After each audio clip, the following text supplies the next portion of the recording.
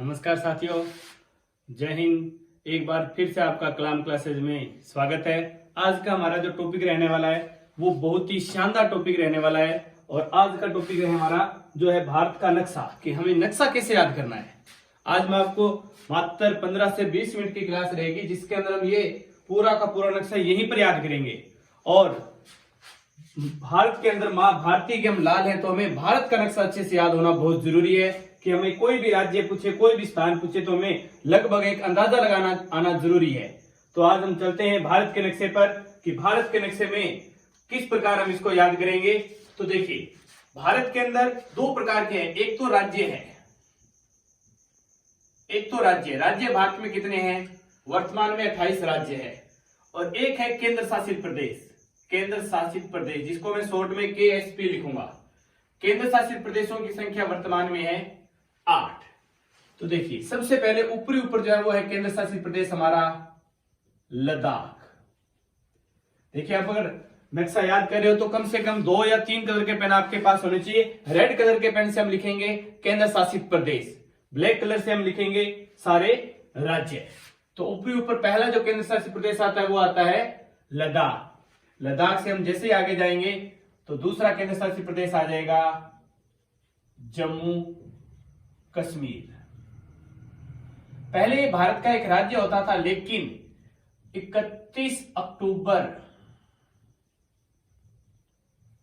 2019 को 31 अक्टूबर 2019 को इसे राज्य की श्रेणी से हटाकर रख दिया गया। किसमें? केंद्र शासित प्रदेश के अंदर, जिसके लिए काफी विवाद भी रहा था, कुछ बातें भी हुई थी। लेकिन वर्तमान में ये भारत का एक हिस्सा है और केंद्र शासित प्रदेश है, केंद्र द्वारा शासित है। अब हम बात करते हैं भारत के राज्यों को। जैसे पहले हमने राजस्थान का नक्शा याद किया था, वैसे हम बात करते हैं भारत के नक्शे की। तो एक साथ 28 राज्य याद करना हमारे लिए मुश्किल रहेगा, इसलिए इसको भी हम टुकड़ों में बांट कर याद करेंगे। तो पहला टुकड़ा देखते हैं हम, बिल्कुल क्रम से चलेंगे। पहला राज्य जो आता है वो आता है पंजाब। पंजाब से आगे चलते हैं। साथ साथ में कॉपी पेन और नक्शा उठा लीजिए, साथ साथ में लिखते जाएं ताकि याद भी हो जाएगा यहीं पर। दूसरा राज्य जो है वो है राजस्थान। राजस्थान से नीचे जाते हैं तो आता है गुजरात। गुजरात से और नीचे जाएंगे तो आएगा महाराष्ट्र। महाराष्ट्र से नीचे जाते हैं तो ये छोटा सा राज्य आता है यहां पर गोवा। गोवा से और नीचे जाते हैं तो राज्य आता है कर्नाटक। कर्नाटक से और नीचे जाते हैं तो और नीचे राज्य आ जाएगा हमारा केरल।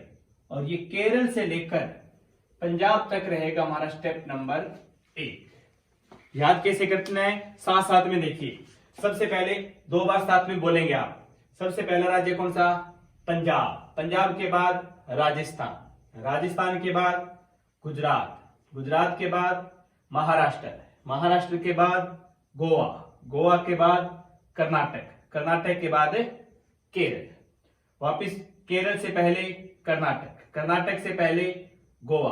गोवा से पहले महाराष्ट्र। महाराष्ट्र से पहले गुजरात। गुजरात से पहले राजस्थान और राजस्थान से पहले पंजाब। वापिस एक बार और बोलेंगे, लेकिन बिना देखे। दिमाग के अंदर नक्शा चलना चाहिए, देखना नहीं हमें कि सबसे पहला राज्य कौन सा था? पंजाब। पंजाब के बाद राजस्थान। राजस्थान के बाद गुजरात। गुजरात के बाद महाराष्ट्र। महाराष्ट्र के बाद छोटा सा राज्य गोवा। गोवा के बाद कर्नाटक। कर्नाटक के बाद केरल। तो ये है हमारा स्टेप नंबर 1। इससे आगे चलते हैं हम। केरल से आगे वाला जो राज्य है वो है तमिलनाडु। तमिलनाडु से ऊपर आते हैं तो राज्य आ जाएगा आंध्र प्रदेश, या वर्तमान में इसी का नाम है सीमांध्र। आंध्र प्रदेश या सीमांध्र। आंध्र प्रदेश से और ऊपर जाएंगे तो आ जाएगा राज्य हमारा ओडिशा। ओडिशा से और आगे चलेंगे तो राज्य आ जाएगा पश्चिम बंगाल।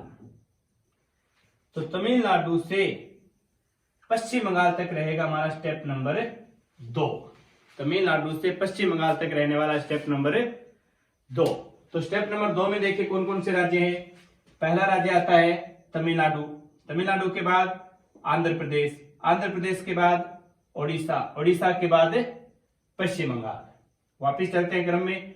पश्चिम बंगाल से पहले ओडिशा, ओडिशा से पहले आंध्र प्रदेश, आंध्र प्रदेश से पहले तमिलनाडु, तमिलनाडु से पहले केरल, केरल से पहले कर्नाटक, कर्नाटक से पहले गोवा, गोवा से पहले महाराष्ट्र, महाराष्ट्र से पहले गुजरात, गुजरात से पहले राजस्थान और राजस्थान से पहले पंजाब। वापिस बिना देखे आंखें बंद करके दिमाग के अंदर नक्शा चलना चाहिए। याद इसी स्टेप से होगा। पहले हम केवल शब्दों से परिचित हो रहे हैं कि ये जो हमने अभी लिखे केवल शब्दों से परिचित हुए थे हम, ये समझिए। और आंखें बंद करके जब हम इसको रिवीजन करेंगे तो ये साथ साथ में याद होता जाएगा हमारे। वापिस देखिए आंखें बंद करके, पहला राज्य कौन सा था? पंजाब, पंजाब के बाद राजस्थान, राजस्थान के बाद गुजरात, गुजरात के बाद महाराष्ट्र, महाराष्ट्र के बाद गोवा, गोवा के बाद कर्नाटक, कर्नाटक के बाद केरल, केरल के बाद तमिलनाडु, तमिलनाडु के बाद आंध्र प्रदेश, आंध्र प्रदेश के बाद ओडिशा, ओडिशा के बाद पश्चिम बंगाल। अब आता है हमारा स्टेप नंबर 3 और ये इधर वाला पार्ट, ये रहेगा हमारा स्टेप नंबर 3। इसमें कुल 7 राज्य है, इन्हें 7 सिस्टर यानी कि 7 बहनों के नाम से जाना जाता है, या इन्हें संयुक्त रूप से बोल देते हैं पूर्वोत्तर राज्य, या इन्हें बोला जाता है पूर्वांचल, या इन्हें कई बार बोलते हैं उत्तरी पूर्वी राज्य, उत्तरी पूर्वी राज्य। ये सारे नाम इन्हीं के लिए है। कितनी बहनें? 7। 7 बहनों में जो सबसे बड़ी है, जो सबसे बड़ी होती है वो सबके सर पर हाथ रखती है, सबसे बड़ी होती है वो सबके सर पर। देखिए सभी राज्यों को स्पर्श करने वाला राज्य कौन सा है? बीच में असम। जो बड़ी बहन होती है वो सबके सर पर हाथ रखती है और नहीं माने तो कान के नीचे भी रखती है। तो इनमें बड़े वाली जो बहन है, सबसे बड़ी बहन कौन सी आ गई? असम, जो बाकी सभी राज्यों को स्पर्श करता है, यानी कि इन सभी 7 बाकी 6 के 6 राज्यों को स्पर्श करने वाला राज्य कौन सा? असम। असम से नीचे आते हैं तो आता है मेघालय। मेघालय के साथ में एक नाम लिखना है SP चटर्जी। ये नाम जब भी मेघालय का नाम लिखो SP चटर्जी का नाम साथ में रखना है। मेघालय का नामकरण जो किया था वो किसने किया था? SP चटर्जी द्वारा किया गया था। मेघालय से नीचे आते हैं तो त्रिपुरा,